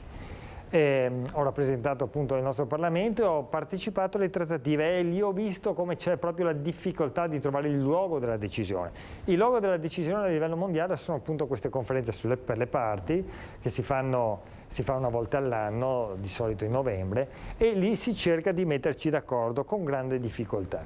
E certamente sono stati fatti dei passi in avanti, perché per esempio l'accordo di Parigi del 2015, che per la prima volta ha stabilito delle norme vincolanti giuridicamente per tutti i quasi 200 paesi che fanno parte delle Nazioni Unite, è stato un salto di qualità notevolissimo. Il fatto che le Nazioni Unite hanno stabilito sempre nel 2015 17 obiettivi sulla sostenibilità ambientale, no? Sullo sviluppo sostenibile, che sono poi la matrice di qualsiasi tipo di sviluppo, di crescita anche di posti di lavoro. E poi c'è l'Unione Europea. L'Unione Europea si è messa al primo posto a livello globale per cogliere la sfida della trasformazione, che è una sfida di trasformazione che naturalmente deve da un lato tutelare l'ambiente e dall'altro salvaguardare l'economia, i posti di lavoro e la tenuta sociale. Questa è una grande sfida, perché la sostenibilità ambientale, cioè la transizione ecologica, per meglio dire, ha bisogno di 3 gambe per stare in piedi: la sostenibilità ambientale, quella economica e quella sociale. E poi l'Unione Europea dal canto suo si sta muovendo, si è mossa mai da tempo, e c'è una parola che abbiamo imparato in questi mesi e in questi anni in cui si parlava anche di PNRR, il Repower EU. Cos'è questo Repower? Repower è la politica energetica per il nostro continente, e quindi è un'attenzione particolare che tutti i paesi dell'Unione Europea hanno deciso di mettere per far sì che noi possiamo essere autonomi, indipendenti, per avere una crescita economica, per creare posti di lavoro e per creare uno sviluppo che sia anche di benessere.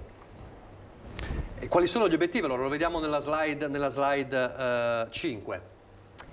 Beh, gli obiettivi, qui si potrebbe aprire un capitolo di discussione molto approfondito, perché questa è una delle linee di decisione fondamentali a livello europeo e tutte le conseguenze anche a livello nazionale le vedremo, le stiamo già vivendo, ma le vedremo nei prossimi anni, nei prossimi decenni.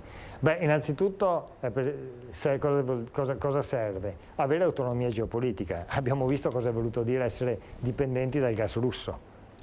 Questo è stato drammatico. Abbiamo scoperto a nostre spese. E quindi al secondo punto la sicurezza energetica. Quando abbiamo chiuso i rubinetti con la Russia ci forniva il 40% del gas totale che noi consumavamo, è stata una tragedia, abbiamo avuto un incremento incredibile delle bollette di casa e delle imprese e quindi bisogna lavorare sulla sicurezza energetica, no? Quindi bisogna produrcela da noi e essere noi autonomi nella produzione, quindi anche nel consumo. Poi bisogna creare stabilità e crescita economica, perché se tu non hai una certezza delle fonti di approvvigionamento non hai più nemmeno la crescita economica e la certezza economica. E poi quindi bisogna lavorare su tutti questi elementi che possono creare quelle condizioni di crescita e di sviluppo della nostra economia a livello continentale. Questi, diciamo, sono gli obiettivi di fondo. E allora c'è un'altra parola che abbiamo imparato, sempre diciamo in questa Europa che cerca di lottare contro i cambiamenti climatici, insieme a tutto il mondo ovviamente. Cioè però ci sono anche sotto, se vuole vedere le azioni, certo. Se le mettiamo in grande così le vediamo tutti. Beh, le azioni, queste per definizione, diciamo, per titoli molto semplici. REPowerEU prevede che entro il 2030 il 45% dell'energia sia prodotta in Europa da fonti rinnovabili. Si ricorda quella linea, no? Di prima che vedevamo sì, azzurra, quella linea verde che piano piano si è alzata. Quella verde, esatto, deve andare al 45% entro il 2030. Quindi lavorando sull'efficientamento energetico degli edifici, l'efficientamento energetico dell'industria, sull'idrogeno verde, sul biometano, sulle pompe di calore e il gas, dice l'Unione Europea, come fonte di transizione. Cioè finché non riusciamo ad essere autonomi attraverso le energie rinnovabili o nell'accompagnamento di questo utilizziamo il gas come fonte appunto di transizione. Allora, vediamo cos'è il Green Deal europeo invece, che cos'è? Beh, il Green Deal è, diciamo, una grande piattaforma di scelta politica a livello continentale che è stata scelta dai 27 Paesi membri, l'Italia compresa, e che definisce appunto la grande mappa generale all'interno della quale poi tutte le politiche industriali devono muoversi. E ci sono tre obiettivi fondamentali di questo Green Deal, che è l'unificazione ancora maggiore dei Paesi dell'Unione Europea, sostenere i paesi e le zone che hanno bisogno di aiuto in questa transizione che non è facile per nulla e assolutamente nemmeno scontata, e poi per aumentare la competitività dell'Unione Europea, per far sì che noi possiamo avere un sistema industriale della crescita e della produzione che sia competitivo a livello mondiale e che sia competitivo anche nel lungo periodo. E da qui dunque il finanziamento a livello continentale di quasi 1.000 miliardi di euro, e da qui nasce per esempio il PNRR, quel piano nazionale di ripresa e resilienza di cui si parla quotidianamente, giustamente. Allora vediamo come il PNRR incide sulla lotta ai cambiamenti climatici, perché poi è nato per questo. Lo vediamo nella slide numero 6. Il PNRR nasce esattamente all'interno delle politiche del Green Deal europeo, e noi siamo stati i principali finanziati tra tutti i 27 paesi. 190,5 miliardi sono i soldi che sono stati attribuiti al nostro paese su un totale circa appunto di 1.000 miliardi. La prima voce finanziata delle 6 è la transizione ecologica, 31%, il 31%. se non leggo male. Sì. Al secondo punto c'è la digitalizzazione, poi c'è l'istruzione e la ricerca, l'infrastrutture, l'inclusione sociale e la salute. Al primo posto la transizione. Quindi il PNRR nasce intanto per questo, come primo obiettivo questo? Assolutamente, non primo, solo questi, cioè solamente i progetti che sono all'interno di queste 6 grandi famiglie possono essere finanziati, e non solo. Anche tutti gli altri progetti che sono al di fuori della transizione ecologica in senso stretto devono rispondere al principio, si dice in inglese, del do not significant harm, cioè non possono comportare delle ricadute negative dal punto di vista ambientale. Quindi anche i finanziamenti relativi, per esempio, alle infrastrutture devono rispettare il principio della transizione e della sostenibilità ambientale. Senta, si usa spesso una data che è il 2050, no? Come uno degli obiettivi da raggiungere con certi parametri. Allora, si è fatta una stima di quale sarà fra 27 anni il mix, chiamiamolo così, del consumo energetico, la proiezione? Lo dovremo vedere nella slide 7. Sì, e qui lo si può vedere in maniera molto semplice. Lei vede che ci sono questi tre triangoli, diciamo 2000, 2020 e fondamentalmente 2050, cioè tra 27 anni. E vede dove dobbiamo arrivare, in quello più a destra, no? E dobbiamo arrivare ad avere il giallo, che è il solare, in quelle dimensioni. Partiamo da un giallo nel primo rettangolino molto piccolo, arriviamo ad oggi a un giallo che sta crescendo, dobbiamo arrivare a un giallo, cioè una produzione di energia attraverso il sole molto più grande. E lo stesso deve avvenire nell'azzurro, che è l'eolico. Quindi noi nel 2050 a livello globale dobbiamo avere l'80% della produzione di energia elettrica attraverso l'eolico e attraverso il solare. Poi vede c'è quel blu scuro, che è un pezzettino che rimane inalterato, che è l'idroelettrico. Rimane inalterato dal punto di vista della quantità, ma diminuisce moltissimo dal punto di vista della percentuale, cioè scenderemo al 5% della produzione complessiva. E poi c'è il grigio, che vede diminuisce, decresce moltissimo, certo. Quello è il gas, che adesso se ne utilizza moltissimo, circa la metà della produzione di energia elettrica viene fatta bruciando il gas nelle centrali appunto termoelettriche. Bene, diminuirà. Perché non sarà zero nel 2050? Perché una parte di gas lo deve utilizzare, infatti si dice che nel 2050 avremo una neutralità carbonica netta, quindi una differenza tra ciò che emetti e ciò che anche riesci però a recuperare, a captare dall'atmosfera. Quindi sole e eolico sono i due... 80%. Nel 2050 dobbiamo arrivare... Questa è dove dobbiamo arrivare? Sì, questa è nell'elaborazione della SLAM e di Terna, quindi sono le due più grandi aziende di energia a livello nazionale dal punto di vista dell'infrastruttura, che hanno elaborato esattamente questi studi all'interno, diciamo, dell'unificazione di uno studio aggregato delle grandi politiche dei paesi occidentali dal punto di vista energetico. Senta, abbiamo parlato di questi obiettivi, abbiamo parlato delle rinnovabili. La grande polemica di chi contesta queste visioni, ma le rinnovabili costano troppo, è una spesa. Allora ci chiediamo, e lo vediamo come sempre con dati concreti, quanto costano le energie rinnovabili? Fino a qualche lustro fa costavano di più rispetto alle energie da fonte fossile, adesso costano molto di meno, ma soprattutto il costo di produzione sta diminuendo in maniera notevolissima nel corso del tempo, lo possiamo vedere con molta tranquillità. Vede, 2009-2011, sul solare, il vento e la produzione di batteria, guardi di quanto è diminuito il costo. E aggiungiamo, alla luce del fatto che tutti i paesi occidentali, Cina anche, stanno investendo alla grandissima sul solare, sul vento e sulle batterie, lì avremo un ulteriore abbattimento dei costi e quindi avremo un aumento della convenienza economica del produrre energia attraverso questi sistemi. Quindi non solamente una convenienza ambientale, ma anche una convenienza economica, ed è per questo che i grandi paesi mondiali stanno investendo moltissimo. Biden ha appena fatto un grande atto, no? L'ha chiamato atto sull'inflazione, ma in realtà non c'entra nulla con l'inflazione.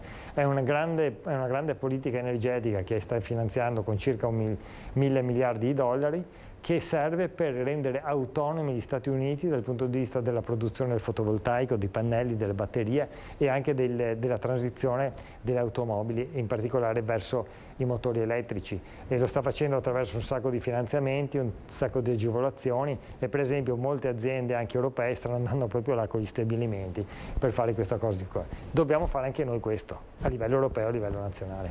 Allora, a livello europeo abbiamo visto il 2050 una data cardine, ma il futuro prossimo, lo scenario futuro davvero prossimo anche nel 2024 per l'Europa, qual è? Guardi, l'Unione Europea nel combinato disposto tra il Parlamento Europeo e il Consiglio Europeo ha definito che nel 2024 dal punto di vista della transizione ci saranno 3 norme fondamentali che hanno già iniziato la fase della discussione. La prima è un grande impiano diciamo, per la transizione industriale. E quindi entro il 2024 l'Europa si doterà di un grande piano per avere una propria filiera autonoma nella rinnovabile, sulle batterie e sulle pompe di calore.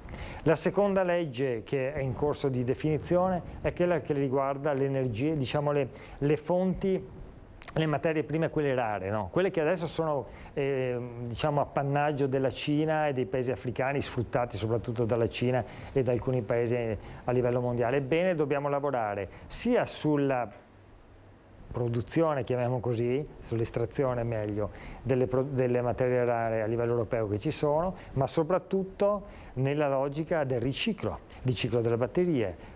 Già più del 90% oggi della batteria è riciclabile, quindi quelle materie rare possono entrare nell'economia circolare e diventare appunto materia prima seconda, come si dice nell'economia della circolarità. E poi c'è il terzo grande disegno, che è il disegno di fare in Europa un mercato comune dal punto di vista dell'elettricità, perché abbiamo già visto le conseguenze della guerra in Ucraina, non possiamo più permetterci oscillazioni di costi di questo tipo che mettono in ginocchio famiglie ed imprese. Quindi un mercato unico. Un mercato unico dell'elettricità. Allora, siamo alla fine, però una domanda che ci poniamo al termine è questa. L'abbiamo visto un po' prima per quanto riguarda i costi delle rinnovabili.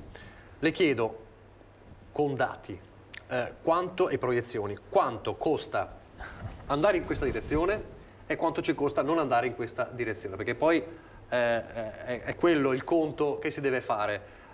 Ci conviene arrivare a ridurre l'inquinamento e quindi a lottare contro i cambiamenti climatici oppure no? Quanto ci costa? Anche dal punto di vista economico, dice. Certo. Sì, ma lei fa bene soprattutto dal punto di vista economico, perché poi questa è una delle fonti, diciamo, di polemica dei negazionisti, no? Certo. Che dicono ma costa troppo la transizione, però come abbiamo già avuto modo di dire, quanto costa una non transizione? Cioè le alluvioni che abbiamo avuto in maggio in Emilia Romagna, la tempesta Vaia, cioè quelle hanno un costo per la nostra collettività, per le nostre tasche di cittadini, di famiglie, di miliardi e miliardi di euro. Guardi, Deloitte, che è una delle più grandi aziende a livello mondiale anche dal punto di vista di studi, ha fatto una proiezione, no? E beh, sa che cosa ha individuato? Che il costo del non cambiamento climatico, cioè se noi non facessimo nulla oggi per ostacolare il cambiamento climatico, avremo un costo al 2070, quindi una proiezione di medio periodo, di 178 mila miliardi di dollari. Ora, 178 mila miliardi, lei tenga non si conto, riescono neanche a immaginare. Le dicevo prima che la finanziaria del nostro paese di solito è di 30-40 miliardi. Qua stiamo parlando di 178 mila miliardi a livello dollari, più o meno il rapporto 1 a 1, quindi un dollaro circa oggi è un euro, quindi la stessa cosa. E quindi sarebbe una catastrofe dal punto di vista economico. E infatti sempre Deloitte cosa dice? Dice che nel 2070 avremmo un PIL con segno meno assestato a causa del cambiamento climatico del 7,6%. Cioè il cambiamento climatico comporterebbe una perdita per l'economia internazionale al 2070 assestata annua meno 7,6%, cioè vuol dire una cosa catastrofica. Cioè l'abbiamo avuto nell'anno del Covid, una perdita di questo tipo, ok? Poi non l'abbiamo mai avuto, benissimo. È una cosa da guerra, una perdita economica da guerra. E contemporaneamente però Deloitte ha fatto delle proiezioni e ha detto se invece investiamo nella transizione non solamente non avremo quei costi, ma in più avremo un guadagno e li ha stimati. E questi saranno pari sempre al 2070 a 43 mila miliardi di dollari, cioè di euro. Allora vede, la transizione non è una passeggiata. Chi immagina che sarà una passeggiata in un campo fiorito sbaglia. Transizione vuol dire anche affrontare delle criticità, trasformazioni economiche, industriali, sociali. Bisogna avere la consapevolezza di questo per sviluppare delle politiche da statisti che si rendono conto che questo è. Dunque, non mettere la testa sotto la sabbia facendo finta che nulla esista, che non c'è il problema del cambiamento, nemmeno però dire che la transizione sarà facilissima. No, bisogna riconoscere che c'è la necessità di farla e che però va guidata da classe dirigente capace di pensare al futuro.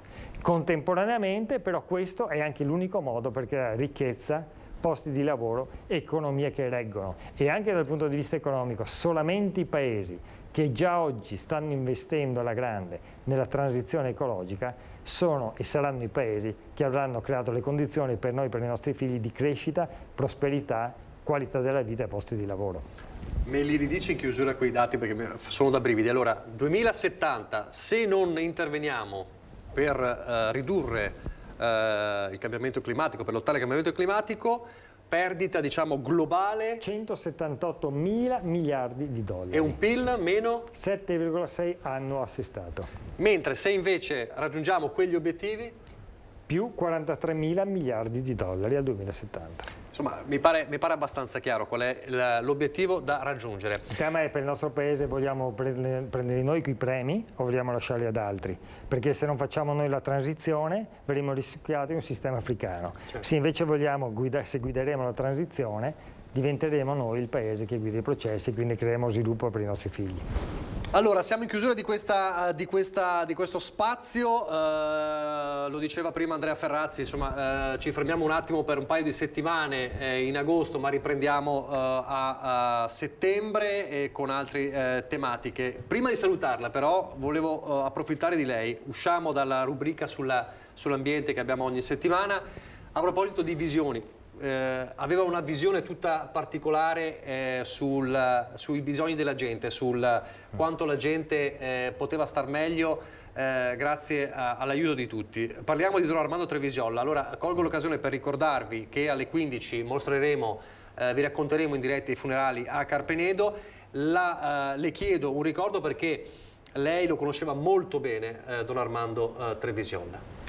Sì, è stato parroco anche della mia parrocchia. Tra l'altro ho avuto l'onore l'ultimo atto che ho compiuto da senatore nell'ottobre scorso è stato quello di riuscire a fargli riconoscere dal Presidente Mattarella l'onorificenza, un'onorificenza importante, che poi sono andato anche proprio a vedere insieme a lui, portandoli a casa, discutendo con lui, ed era veramente molto felice di questo. Questa qui, esattamente questa. Vede, è ufficiale, come vede, ufficiale della Repubblica, firmato Mario Draghi e Sergio Mattarella. Don Armando è stato un visionario, è stato certamente un uomo di fede che ha trasformato la propria fede in un'azione concreta nella carità e attraverso un'innovazione straordinaria. È un uomo creativo, di un'immaginazione fulminante e con la capacità di trasformare quell'illuminazione fulminante in atti concreti, in prassi, azioni, e quindi ha attivato un sacco di iniziative straordinarie. Io ho avuto modo di portare in giro per l'Italia l'esempio, per esempio, dei Don Vecchi, di questi centri di vita per le persone anziane, che lui ha avuto questa capacità straordinaria di innovare, anche dal punto di vista non solo della gestione, partendo dalla qualità della vita, dell'amore che aveva nei confronti degli anziani, ma anche dal punto di vista economico-finanziario, riuscendo a innescare un processo di autoproduzione delle economie che davvero non ha pari nemmeno a livello nazionale. È stato un uomo incredibile e mancherà moltissimo a tutta la nostra comunità. Un esempio davvero da seguire. Lei peraltro andrà fra poco, insomma, proprio alla chiesa di Carpenedo. Sì, andrò proprio al funerale, che poi è la mia parrocchia, quindi la conosce bene. Ragione. Allora, grazie davvero, grazie ad Andrea Ferrazzi per essere stato con noi. Allora ci rivediamo in settembre per tornare a parlare di questi temi importanti dell'ambiente. Noi ci fermiamo un attimo per la pubblicità, vediamo anche le previsioni del tempo, la pubblicità, poi cambieremo argomento e poi piano piano ci avvicineremo proprio ai funerali di Don Armando. Grazie Ferrazzi. Grazie a lei, grazie a tutti.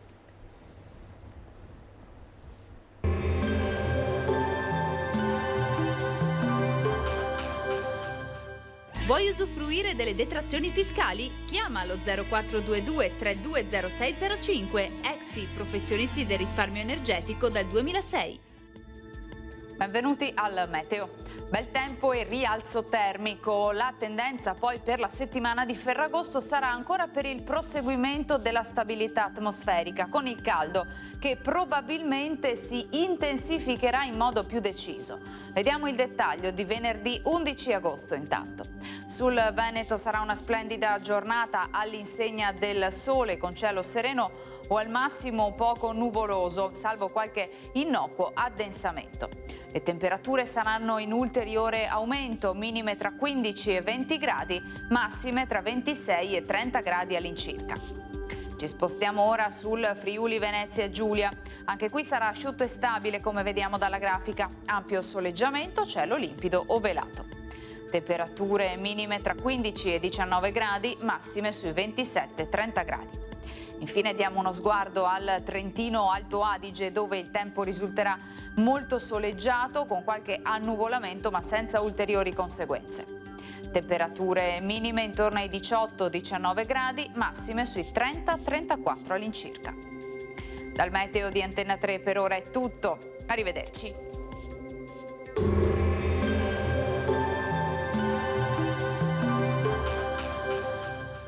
Vuoi usufruire delle detrazioni fiscali? Chiama lo 0422 320605. Exi, professionisti del risparmio energetico dal 2006.